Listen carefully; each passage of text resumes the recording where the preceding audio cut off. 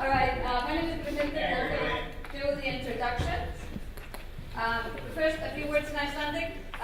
Vildi bara bjóða ykkur hjartanlega velkomin á þennan frábæra viðburð, hérna sem við flytja Grænir dögum, sem eru haldnir núna að ég held í þetta skipti, ekki rétt? Jú. Og af miklu myndarskap stjórnar af meistaranemum í umhverfismál við Háskóla Íslands. Og fyrir ykkur sem þekkir með því ég Brynhildur Davíðsdóttir og dósent í umhverfismál við HÍ. And now over to English, okay? So, welcome everyone to this fantastic event, which is part of the Green Days here at the University of Iceland. And as I'm sure most of you know, the Green Days are now becoming a yearly event and is organized by the students in the Environmental and Natural Resources Master Program here at the University of Iceland. And my name is Brynhildur Davíðsdóttir and I am the academic director of that program. And I'm really honored to be here to sort of direct you guys here today. So today our speaker is with us over the internet from California, and I'm really honored to introduce William McDonough, who's going to give us a talk here today, and he's really what we could call a rock star of sustainability, of the sustainability movement. And he is a globally recognized leader in sustainable development, initially trained as an architect. His interests and influence range widely. I'm just going to continue.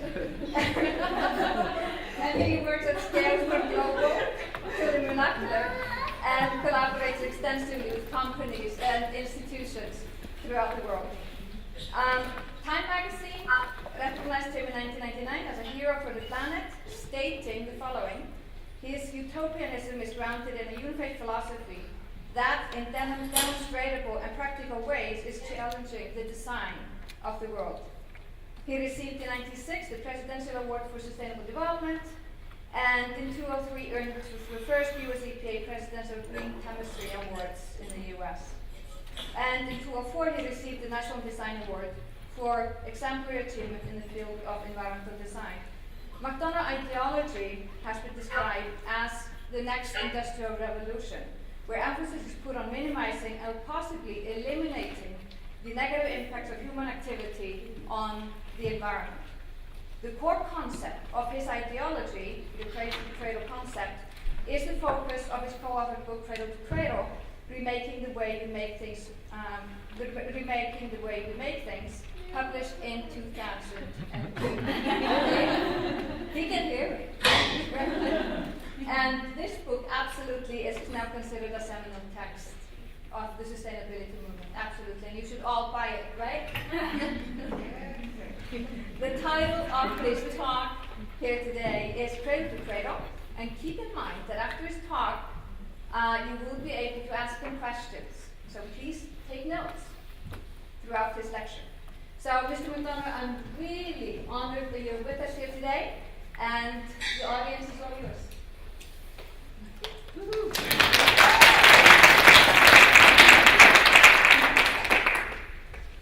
I would love to be able to see you, the person with the voice, if they could sit where the camera is, looking right there, so I could see your face. That would be nice.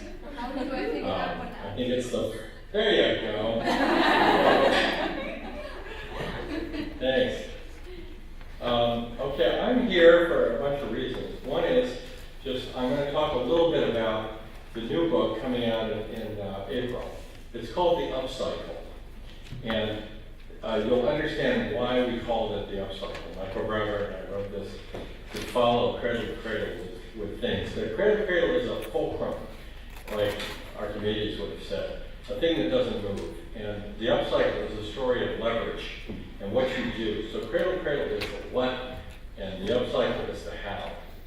The reason I'm here specifically is I was asked by President Grimson to be here. He is a friend of mine, and he said that you had a conference and that you might want me to be part of it, and apparently that was the case. So I do that. I've been going to Iceland every year for 42 years, just so you know. I first went when I was a college student. I was trying to pay my tuition in college. I was in an Ivy League school, which is not inexpensive. You don't have the benefit you do of higher education. being affordable. And I was a chauffeur for Benny Goodman, the famous clarinet musician. And one day we were driving back from the airport in New York to his house, and he said, "Bill, would you like to go fishing with me?" And he was 70 years old, and I was 20 years old. And I said, "Yes, Mr. Goodman, I'd be happy to go fishing with you." And he said, "Good, we're going to Iceland on Thursday." And I've been going back every year ever since. So I'm 62, I first went there when I was 20. And I celebrate the salmon. I work with Ori Gudfusson to try and help the salmon, the Atlantic salmon. And for 10 years I rode your horses, which was awesome. And thank you for that. So I have a big sweet spot for Iceland. Today I'm going to talk about Cradle-to-Cradle and now the upcycle. And it's really about your curiosity. It's about what you wonder about. And it's about human intentions. What do you intend for the planet? What does Iceland intend for the future? And what's going to happen to Iceland if it doesn't have a design? Because design is the first signal of intention. So what are your designs for your country? I find that a very important question. And the issue really is going to come back to constant improvement. What does it mean to get better all the time instead of less, worse, for example? Now, can you see these slides? Or am I just talking? I don't think they're seeing these slides. Okay, I'm going to go back. Can you tell me where you can see the slide? Can you see the slide now? Okay, good. So, Cradle-to-Cradle is about this curiosity, intention, design, and constant improvement. I met Michael Braungart, a chemist with whom I worked in 1991. This is us at the Earth Summit. This is way back when. And we were looking at a waste treatment system for a village that used nature instead of chemical, plants and physics. It just used natural flows, and it was quite beautiful. At the Earth Summit, what we saw in 1992, as Maurice Strong, the head of the Earth Summit, was asked how many world leaders were there, and his answer was, we had 124 heads of state, but no leaders. And that's what we've seen. And then what came out of that? The World Business Council for Sustainable Development, which was the Business Council, talked about eco-efficiency. But let's take a quick look at this idea of eco-efficiency, because you will see this in all the corporate responsibility reporting, all the environmental assessments, all these life cycle analyses, and so on and so forth.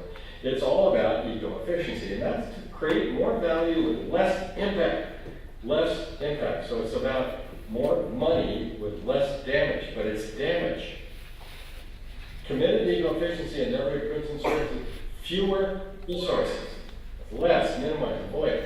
Generating less waste. That means accept the idea of waste. Generating less pollution. Just take out the word less. It says generating pollution. Right? So just less. See, so being less bad is not being good. It's being bad, just less so. See, people think that less bad are two negative numbers, you multiply to get a positive. No. Bad is a human value, and less is a relationship. So, in order to understand this, we can go to Peter Drucker, a famous German management expert, and he pointed out management is doing things right. Leadership is doing the right things. So what if you're doing the wrong things the right way? What if you're a Nazi and you're efficient? Oops. You see, you're worse. So efficiency is not a good. Efficiency is just a condition. A tool's value is put there by the way the human intends it to be used. So a hammer could be a weapon if I hit you in the face. It could be a benefit if I build you a house. It's the human that puts the value in the tool. So the question is, what's the right thing to do? Then we do it the right way. You see? Because a cherry tree in the spring, not very efficient. Right? 10,000 blossoms, just in case we have another cherry tree. Really? Not efficient, but highly effective and very beautiful. And all the blossoms return to the soil, and it provides habitat for birds and so on and so forth. So these are beautiful things, but they're not efficient. They're effective. And so in 1991, 92, I wrote the Hanover Principles, design principles for effectiveness. And notice, you know, we talk about spirit and matter. For some people, trees are sacred. We eliminate the concept of waste. It's not about minimize, avoid, reduce, reuse, recycle. It's eliminate the entire concept of waste. No such thing. Rely on natural energy flows. Be humble. If you're not humble, just remember it took 5,000 years for us to put wheels on our luggage. We're not very smart. Okay? So be humble. We don't know what to do. All right? But efficiency is doing it the right way. Effectiveness doing the right things. And so Cradle-to-Cradle, the first book, has principles. They are waste equals food. Eliminate the concept of waste. Use natural energy flows and celebrate diversity. So what happens when you want to build one of the largest hydroelectric dams in the world and take on square kilometers of biodiversity that will be destroyed in the process? These are fundamental questions that we have to address as we move into the future. Right? So that's what Cradle-to-Cradle is about. And so we see if waste equals food, then in the last 5,000 years, humans have created a new metabolism. Because as Francis Crick pointed out, after discovering DNA 9 years later, he did an essay called Molecules and Men in the search for the nature of vitalism. He wanted to say, what does it mean to be alive? And his conclusion, in order to be alive, you have to have growth. Isn't that amazing? You're not living if you're not growing. See? You're dying. Think about it. So in order for you, as I see mostly young people, in order for you to be alive, clearly, your cells are growing while other cells die. You have growth. You must have growth. See? The second condition is you have to have free energy from outside the system in order to grow, because you can't grow without income. And that in nature typically comes from the sun. Free energy. Okay? So you have to have growth, and you have to have free energy from outside the system. But the third thing you have to have is an open metabolism of chemicals operating for the benefit of the organisms and their reproduction. Interesting. So there it is, the metabolism of life itself. But in the last 5,000 years, humans, and this is where Cradle-to-Cradle, I think it gives its biggest gift to people, is if we've created another metabolism, which we call the technical metabolism. That camera, this room, that chair, your computers, these are technical materials. And in that metabolism, wouldn't it be great if they cycled the same way, but they go back to industry without contaminating the biosphere? So if I have lead in a computer on your desk and it gets into the biosphere, it's a neurotoxin and destroys your children's brains. Oops. But if I can cycle it within industry and never let it see the biosphere, it's a technical nutrient. You see, so there's so many environmentalists who get up and say, if you say, is lead a good or a bad? Oh, they go, oh, it's toxic, it's a hazard, we've got to have lead-free computers in Europe, and there is legislation. Oh, that's nice. So you have lead-free computers, but did they tell you what you used? No. So instead of lead solder for electrical connections, you know what they're using? Bismuth, tin, copper, antimony. It's another solder because they just said lead-free. They didn't say what to use. Well, bismuth, the principal ingredient of the new solder, is brittle and can start fires. Oops. And guess what else? Bismuth is mined with lead. 10 times the lead per unit of bismuth. So now, in order to get the non-lead computer, we have 10 times as much lead mining in China. Think about it. Oh, and now the lead is so cheap in China because there's so much of it that they've decided, first of all, we have more lead mining, which means the rivers are all getting contaminated. But now the oil companies have decided to put lead back in the gasoline in Africa. Unbelievable. Just so a few European children don't have access to a computer that has lead solder inside, which they never were going to see anyway, you see. So as long as the computers are being smashed apart and the lead gets released, it's a problem. But if the computers are all taken back and designed for disassembly, then the lead is a nutrient. You see this? It's very powerful stuff. So, anyway, we have to rethink what we do. So we like to look at this poem from 1108, the German Christian doctor and mystic and philosopher, Hildegard of Bingen. And this is her poem. Glance at the sun. See the moon and the stars. Gaze at the beauty of its greenings. Now think. Right? So that's what this lecture is about. Thinking. Okay? And we're going to think about Iceland at the end. Okay? So here we go. Let's think big. So in the 1700s, we have human and natural rights starting to show up with the Enlightenment. And we move away from feudal culture into parliamentary culture, et cetera, et cetera. Here in the United States, I live in Charlottesville, Virginia. I live in a house designed by Thomas Jefferson. And what you realize is that we're dealing with the idea of human rights. In his case, the Declaration of Independence, it only applied to 6% of the population, white, landowning, Protestant males.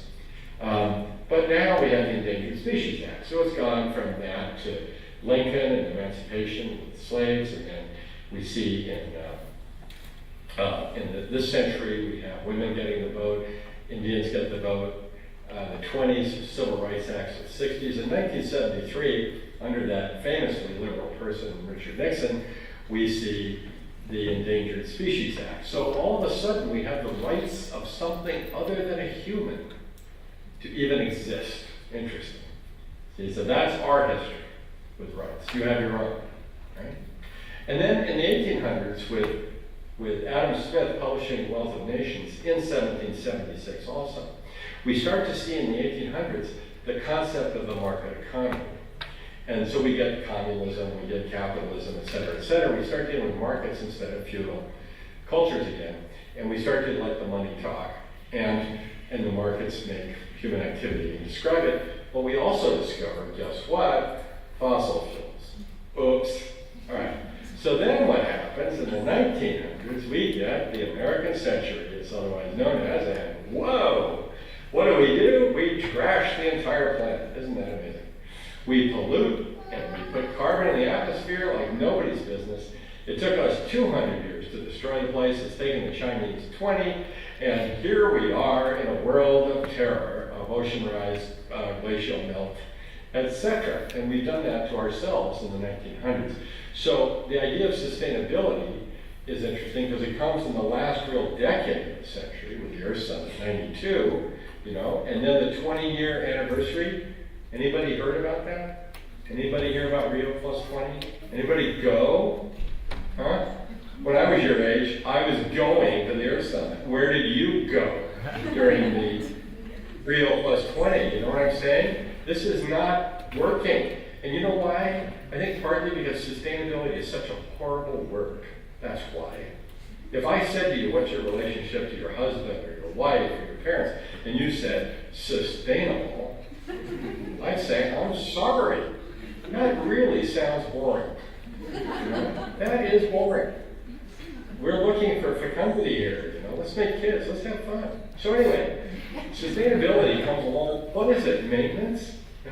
Maintenance? Let's go do maintenance. Are you in school so you go do maintenance? Really? All right. Now, if we look at the history of Iceland in the 1900s, something very interesting happened in Iceland. You dropped coal in the last 50 years. Quite amazing. Because you took on your geothermal, et cetera, et cetera. And, you've got geothermal electricity. You also have, hydroelectric, which is by many, considered renewable, but it's a very serious thing to discuss because of its impact on the landscape, et cetera, and on fish and so on. So we really need to talk about where your energy is going to come from in the future, of course. But anyway, this is the 1900s. So this is the design problem right here.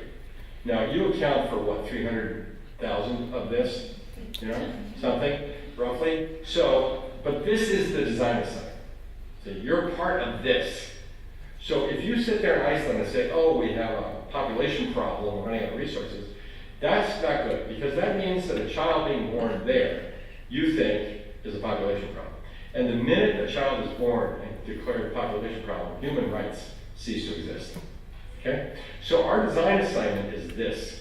So I think the first assignment for Iceland would be, how do we live in Iceland? And then we can talk about how to help other people. See? But we have to put your own values on the table and start to manifest them personally. And then we can start talking to other people. Otherwise, it's just noise. So, the next century, I would like to propose, would be the ecological civilization. Because if we look at 1700s, human rights of nature, got it. Equity. 1800s, the economy, got it. So we have equity, we have the economy. See, sustainable development, everybody says is three things: economy, equity, and ecology. But ecology didn't show up in the 1900s. But it must in this new century. See? So no longer can we ignore the environment in the city. So under the upcycle, everything gets better. Not just waste equals food use, current solar income, and celebrate diversity. We celebrate abundance. So what is the abundance in Iceland? Other than sheep, Become native to place. What does that mean? What does it mean to be native to Iceland? Well, you know that. And you're not leaving. See, a native person is one that's not leaving. Right? Think about it. And be more good, not just less bad. Right? So don't just talk about efficiency and you're reducing all this stuff. Let's just flip it over. Right? All right. So we advance from reduce, reuse, recycle, which are eco-efficiency language, to add this. Okay, so today with Iceland, what I'd like to propose is we talk about redesign, renewal, and regeneration. We talk about how to generate. Okay? The first product I did was, when I've been an architect for a long time, was for Studíó, the largest furniture company in the world. I didn't do fabric, we did it in Switzerland. And I worked with Michael Brauer as chemist for the first time. And we looked at all the chemistry, and we made a fabric so safe that the water coming out of the factory was cleaned up drink. And the trimmings, instead of being declared hazardous waste like the ones before, which were shipped to Spain because they weren't allowed to bury or burn them in Switzerland. Think about it. Your product you can sell, but the trimmings are hazardous waste. There's an equal sign here, So think about that. So what if we design products that are totally safe for garden clubs, in this case, it's a biological nutrient, and we don't have a cost of disposal, or burning, or shipping to Spain, and the water coming out is clean enough to drink, wait a minute. And the cost goes down 20%. You see, we put the filters in our heads, not on the ends of pipes. And then with technical nutrients, we've designed carpet lists for Warren Buffett and Berkshire Hathaway. We have 1.4 billion pounds of carpet waste in America. So I designed a carpet collection where the materials are designed to go back, the tops go back to nylon 6, the bottoms go back to thermoplastic polyolefin. And all this being done at the same time, a company making PVC, things that produce dioxins, phthalates, endocrine disruptors called Interface, starts saying how they're the eco-warriors because they're reducing their ecological footprint. But what they're doing is recycling poison and cancer. You see, it's criminal, actually. And it's done in the name of environmental behavior, not a great thing for the children. Okay? So now we're working with all the furniture companies. These chairs are all Cradle-to-Cradle certified. As we put the certification program into the public domain. These things are designed for reuse, endless reuse. So this chair, if it ends up in Mexico City, this is aluminum, this is steel, this is polyester, this is polycarbonate. Each material is defined and can be reused item by item. Because what is quality and what is quantity? One of the problems is that total quality management, which came out of Japan after the Second World War, was actually based on a statistician named Deming and his observation of women in the American war factories, how they outperformed the men, like I think by 40%, and they didn't need inspections and they had no failures. And the men came back and he said, you should have seen what happened while you were gone. And they said, boring, we won the war, we're hierarchical, we're inspection based, we accept quotas, get out of here. So he goes to Japan, goes to Toyota, and the rest is history. But the problem is that it's still total quantity management. It's not really quality because it's about efficiency, it's Six Sigma, it's math, it's statistics. The question first must be, what are you making before we talk about how to make it perfectly? And that issue didn't come up early on because they were making armaments. So they didn't want to ask about what does it mean to make boats, because they're trying to survive war. Right. So is this just carbon reduction? Well, if you think about it, most of these industrial metrics are based on like zero accidents and stuff like that. So you end up with this whole mental language called zero emissions. Scary, scary, scary. It's not even scientific. This is an ad by, guess who? Toyota, right? And guess what they're talking about? Zero emissions. How insane is that? You look at this thing. It's a tree. It's made of humans. Go a little over the back of that. Just think about a tree. Now, and zero emissions. Can you put those two together? Trees emit, oxygen. Excuse me. Right? Birds, flowers, food. What do you mean zero emissions? That's ridiculous. That's like telling somebody, go tell your children that it's better if you're not here. Is that what you're saying? We want zero of you, because your footprint's so far. Forget it. How about positive emissions? So what the upcycle's about is how do I make buildings like trees? Think about it. I'm going to show you my buildings. They make oxygen. Why not? You can see, typically, you'll see environmental reporting looks like this. Oh, we're going to reduce our carbon by 20% over 20 years. So what? You're telling me what you're not going to be. You have to tell me what you are yet. That would be like being in downtown Reykjavik and looking for a taxi and yelling, "Quick! I'm not going to the airport."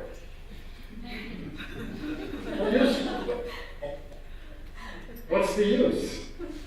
What is that about? Telling people where we're not going? That's it? That's all we have? You see? Then we accept the world the way it is. Oh, we try to be what? Sustainable? What? Really? So, it would be like going into a store. And you go to a shelf and you see this. Would you buy this? Or here's one. How about this one? This is free out. You're selling what you're not. Very strange. Very strange. All right. So we're saying take all this noise and put it where it belongs, below the line, where it's bad, you see? And then we reduce it by being good. Yes!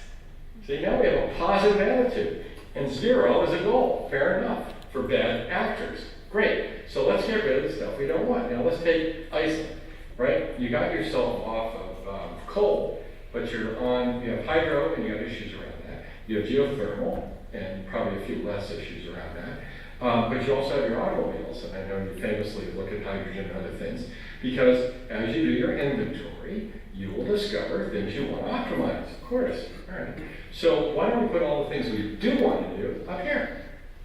And now your goal is no longer zero, it's constant striving for 100% fabulous. Why shouldn't Iceland be 100% fabulous? That sounds like a fun goal. I mean, I hate to think that when you greet people at the airport in Keflavik and you say, "Welcome to our country, the least bad country in the Northern Hemisphere," or something. I mean, is that all you got? All right. So we could think globally and act locally, if people talk about that, but I'd ask you to stretch your brains a little bit, your students, right? You're really smart and you're curious. So I would think, how about this? Think galactically and act molecularly. Like stretch your brain. You get to do the science of life. So our goal is a delightfully diverse, safe, healthy, and just world with clean air. Notice this doesn't say less unsafe, less undiverse, less unhealthy. See? It's a positive statement. So we have this chart. And so let's use this chart and say, here's an undefined universe of miscellanea. This could be electrical sources in Iceland. This could be food supply of Iceland. You see?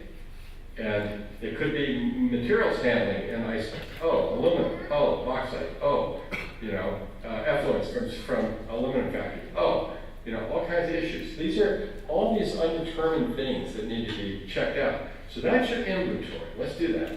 So energy potentials. These are your values. For when we do Cradle-to-Cradle certified products, we look at our values, say, does it accrue a chemical in human mother's milk? There are 2,500 synthetic chemicals in human mother's milk today in Western society. 2,500. Now that doesn't mean you shouldn't breastfeed your babies, because for the first 9 months, the baby's liver is not working, which is good news for the mom, because the baby is actually purifying the mother. Isn't that something? But after 9 months, their livers will accrue the toxins. So Breastfeeding is really important because of the mother-child relations and so on, but 9 months, okay? And then what we do is we say, let's get rid of all the ones we have that we don't want, the brominated fire retardants, et cetera, lead in the biosphere, whatever, but it's context, it involves context. Lead in the biosphere, not just lead. Lead is not a good or a bad. It depends on how you use it, where you use it, and whether you allow it in the biosphere, like that, right? So smart questions. And then we want positive impact, right? So let's take the planet for a minute and just imagine, look at all the things going on. You could just say Iceland, upcycling Iceland. Well, what do we do? Oh, we have all these issues. So we should just a whole list of things over on the left side you guys get to deal with. Energy, oceans, fishing, whatever. All your stuff, right? In this case, let's say we look at cities. Right? We say, what does it mean to be a city in Iceland? Right. How does it work? Well, you guys, your city, Reykjavik, is managing phosphate. I don't know if you know that. You're running about 3 to 4 grams of phosphate through your body every day. Otherwise, you're dead. Where does the phosphate come from? Anybody know? How about Morocco? Do you want to be relying on Morocco for your survival? Really?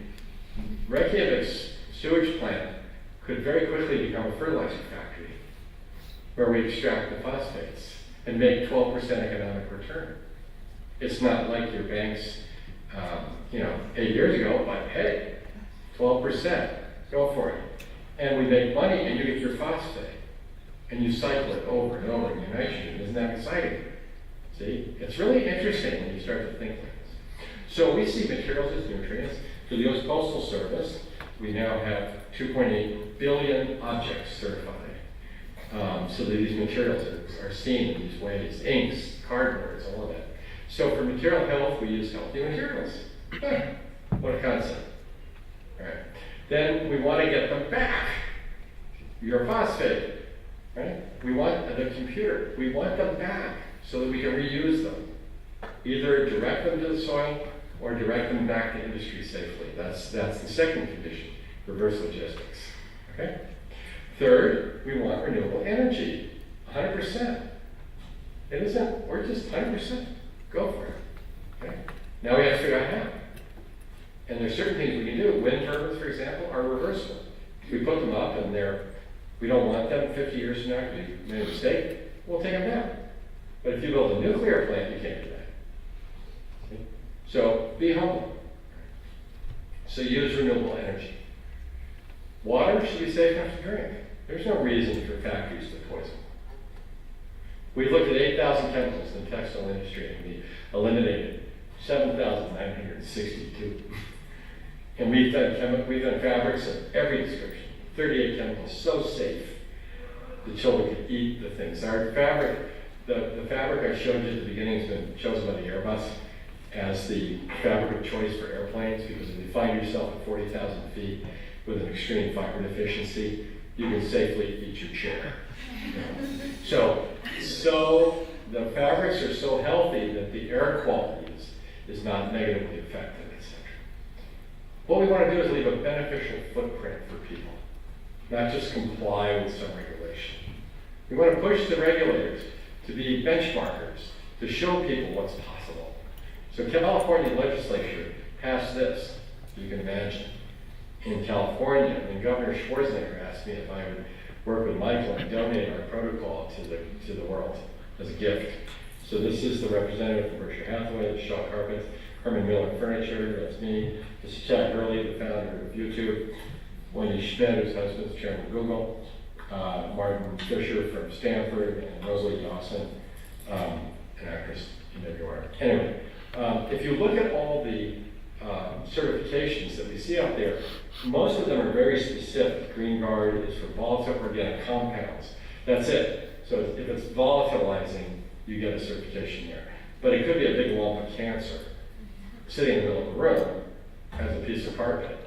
Not volatile. So, what is it? So these are about forestry, etc. But Cradle-to-Cradle is on the health, green, responsible, energy, etc. So the new institute that we created and gave away our stuff, is now in California and the Netherlands. It'd be really fun to put an office in Iceland, don't you think? So, this is where the chemists and everybody comes together to assess products and put them into this mix. I'm going to show you a few of my buildings and things. This is for Herman Miller. It's a factory where I designed it to be like working in California instead of northern Michigan. So you spend your day in the sunshine, and the product went up, the production went up by 100 million a year, same people. Imagine.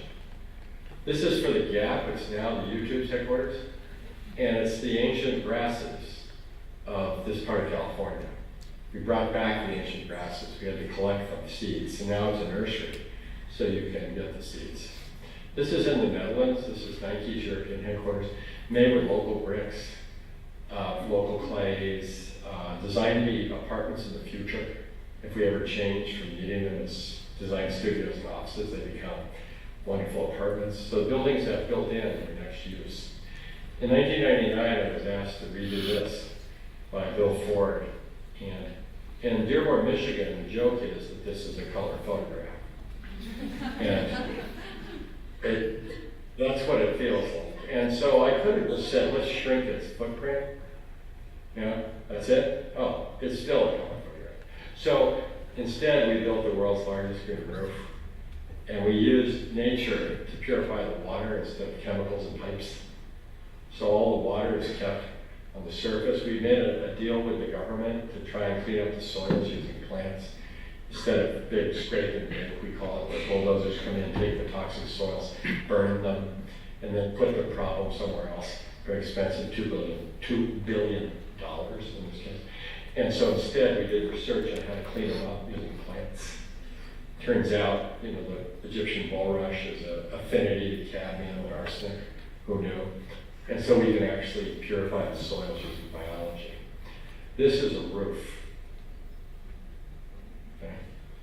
These are kill-degrading. See how killed here? The birds returned within 5 days. Once the roof was put down, the birds all showed up. It was awesome. So when I had to get this approved by the board of directors, I walked in and I was given 1.5 minutes for approval. So I presented, Bill Ford said, Bill, take twice as long as I gave you. I don't know, they probably didn't give much time. I said, don't worry, I can make it. That's all I need. So I walked up and I said, I'm going to show you a project. It's $150 million phase one approval. You're fiduciary in the car business, you're in charge of money and the leadership of the company. So I'm going to talk about money and cars in a minute. But in the meantime, I should tell you this project is for the birds. And that is true. Okay, that is true. Now, that's 30 seconds. So, here's the story of the money. You are about to spend, by law, $48 million putting in chemical treatment plants and pipes to meet the law for clean water. Our whole system is $13 million. So we're going to save you $35 million in capital expense the first day you build it. Oh, and by the way, with the Ford Taurus at a 4% margin out of Chicago, that's like me walking in here and giving you an order for almost $1 billion worth of cars. Do you want it or not? Approved. Next. We have to learn the language. We have to learn the language so we get to do the work. Okay, don't forget that. And what you also have to do is make the values visible. If you start with quantification and metrics, you can benchmark, but you can only get to your goals. You can be 20% less bad, for example. See? And if you're just dreaming down here in the metrics, it's famously said that engineers know more and more about less and less until they know everything about nothing. And architects, on the other hand, we know less and less about more and more until we know nothing about everything. And so nobody knows anything about anything thanks to contact with architects and engineers. So if you're just dreaming, you can't get this work done, We have to talk to each other. So what we like to do is start with quality and express our values, like for the birds, right? And then the Hanover principles. And the goal is clean water.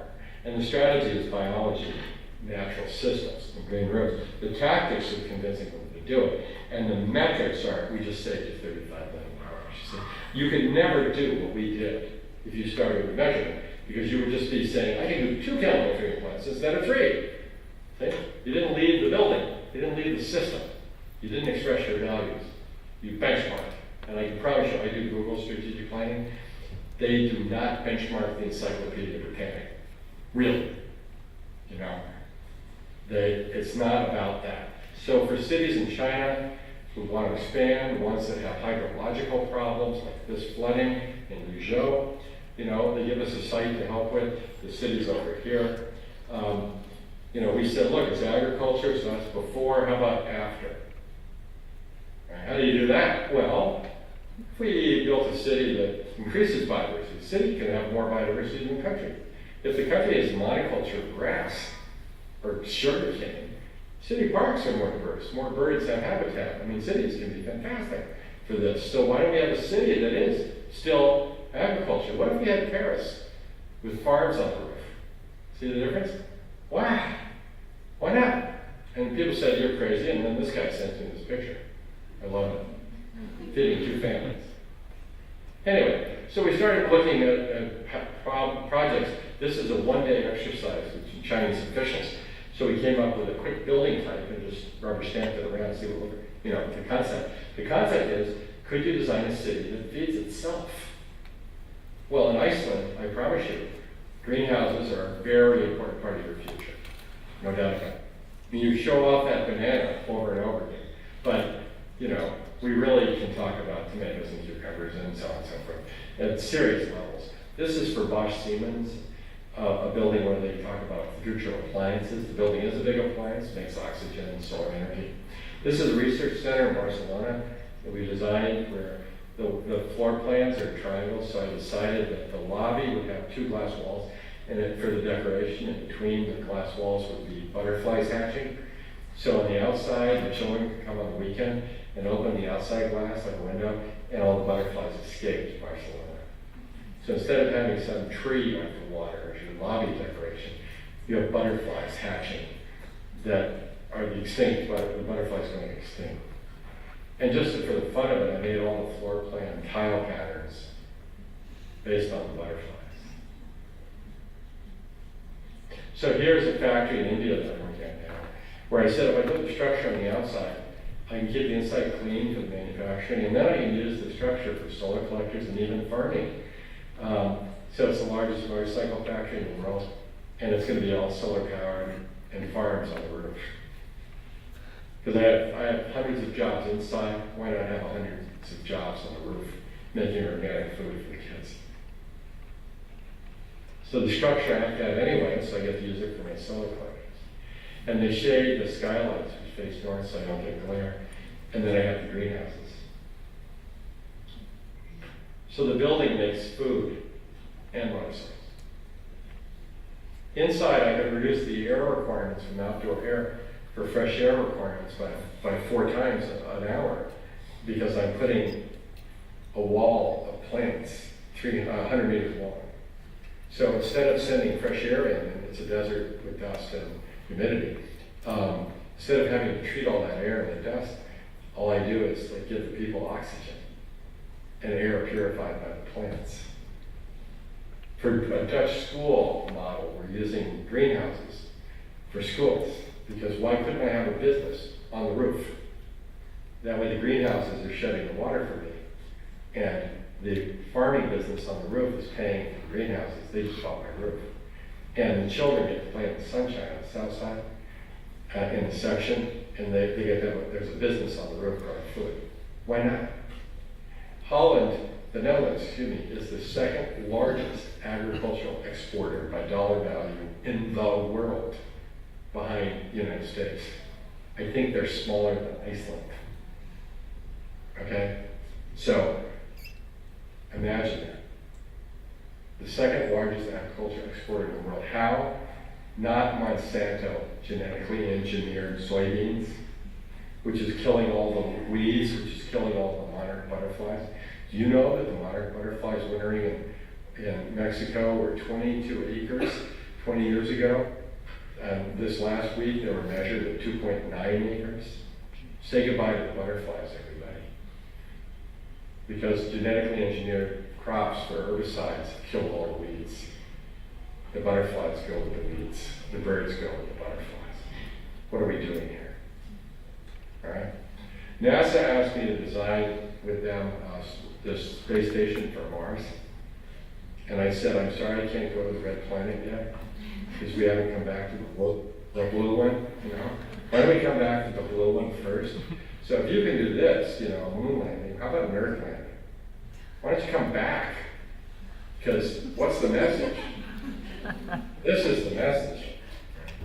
This is our oil capital. This is the room where we heard the words, Houston, we have a problem. So I arranged to have our project start in that room. I said, let's build a space station on Earth.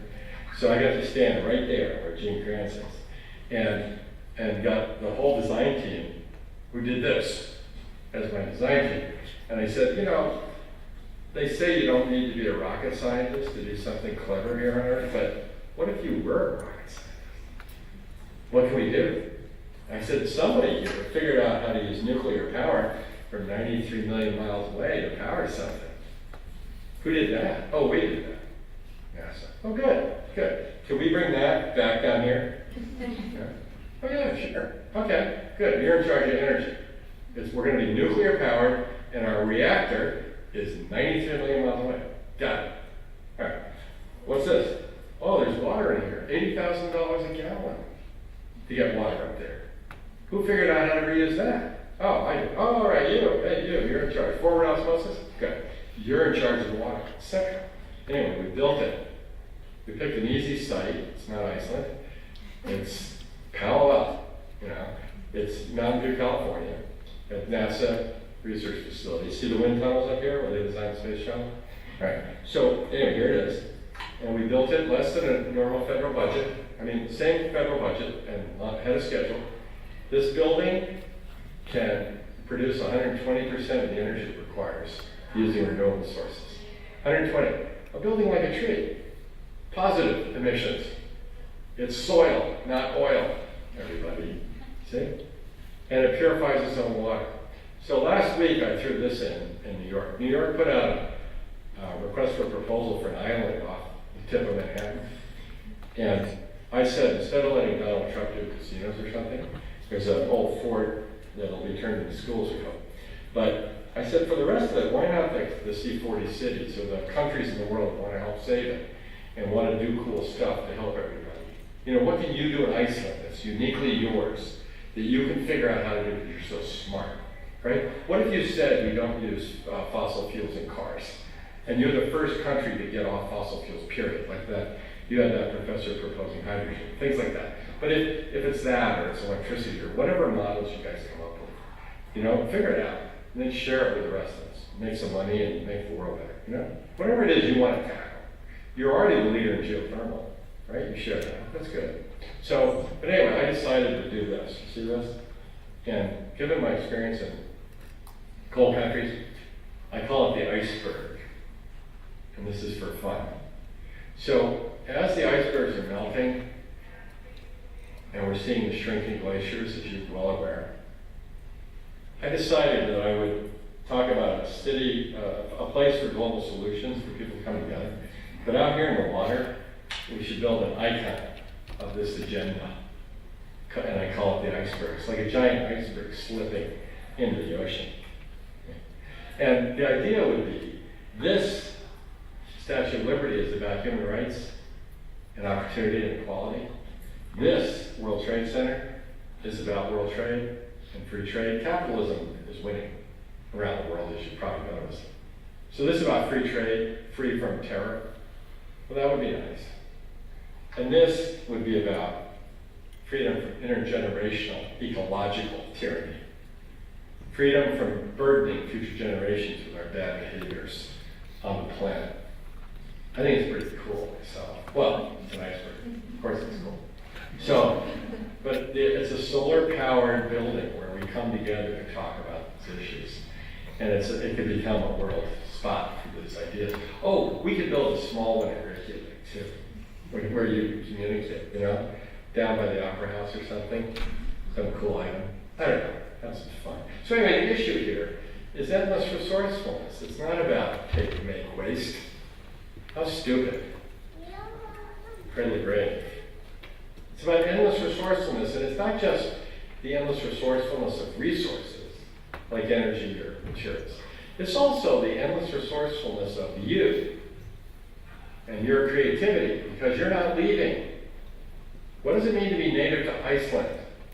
What does it mean to do something in that place that instead of looking at the world that humans stomping around doing stuff like this, leaving behind asphalt, which in my language is 2 words, assigning blame, what if we actually moved around doing nice little things that make the world better? Like leave behind a wetland on the roof instead of some dead surface. Okay? And that way, cradle to cradle can be the fulcrum. Iceland can start to determine what are the levers that you want to use to change the world. Who are you? Where do you stand? That's Iceland. And there's the earth, you see. Even the New York Times misquoted Archimedes and said that he said, give me a place to stand and a lever, and I could move the earth. Whoops. Without a fulcrum, without something that does not move, you can't move anything. All you can do is poke holes in stuff. Right? So, Iceland, what do you want to do? So the question is, it's going to take all of us, and it's going to take forever, but that's the point. So we better get started, don't you think? So the new book is about these levers. And so the question is always, what's next? When I meet with the fashion industry or textile manufacturers, and I go, what's next? They go, oh, next year I'm going to have fun things that light up with your emotions, new age clothing. Or the guys at MIT are saying, oh, I got LEDs baked into my clothing, or batteries charging my cell phone, or I don't know what. We have, stem cell clothing being grown on your skin in London right now. Unbelievable. Anyway, when you ask them what's next, they tell you what the fashion will be next year. The question is, what did you show us this year? What happens to it next? Oh, it's toxic. Trash, you see. So what's next is what's next. So when you design something, design for what's next. See? Now. So what's next for you? So instead of just saying there's this planet and there's all these things going, what if we put the word Iceland up there? What if we did a project together where we had, what does it mean to be a cradle-to-cradle country? What if you said, we prefer cradle-to-cradle materials? You want to send stuff to Iceland? We prefer it like this. Cost, performance, aesthetics, those are all our judgments, but we want to add this dimension. And we want it to be better, you see? And then the Chinese will pay attention. They're very practical people. Right? President Grimson has already talked to President Xi. If the Iceland, the mouse that roared, says, hey, let's do this way. Okay? Why not? What happens? What happens? Well, I don't know, but you would be highly entrepreneurial. And you would do things that other people can't do because they're not going to be as fast or as focused as you could be. See? Because you're not overwhelmingly big. You're a place where you can be a laboratory and a launch, experiment, things like that for the rest of us. So there's how I lead you with this question.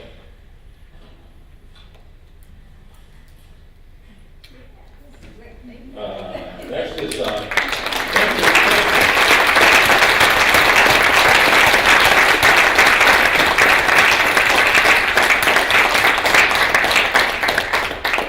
do you have time for a few questions? Sure. Sure. Oh, thank you. What? So, Not really? I don't. no, you just One question. One question. Somebody brave. I wasn't watching. A question? Please. Somebody. Yeah. Come on.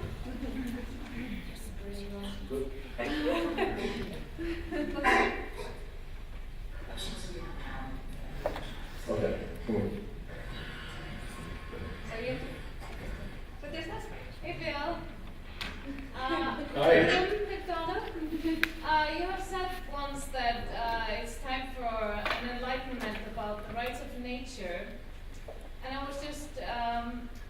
mean, have you envisioned how such an enlightenment could take place among all of humanity? Should it be institutionalized like the human rights, or is your way the right way, the only way? I think there are two things to do there, and then I have to jump on an interview to the New York Times. I think there are two things. One is, I think the biodiversity convention that was attempted at the Earth Summit is actually a really important idea. I think biodiversity is the fundamental right that we need to focus on. So I think that's the kind of question that needs to be developed in world dialogue, but I don't think that can happen unless we tie it to economics.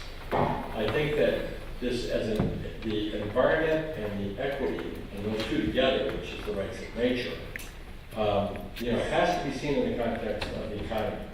Because if we call for the rights of nature and we don't find a way to do it economically, we will fail. So I think that's what's going on here. We have to find ways that we can restore the butterflies, we can restore the birds, we can do all these things while we do economic measures, because it's just reality.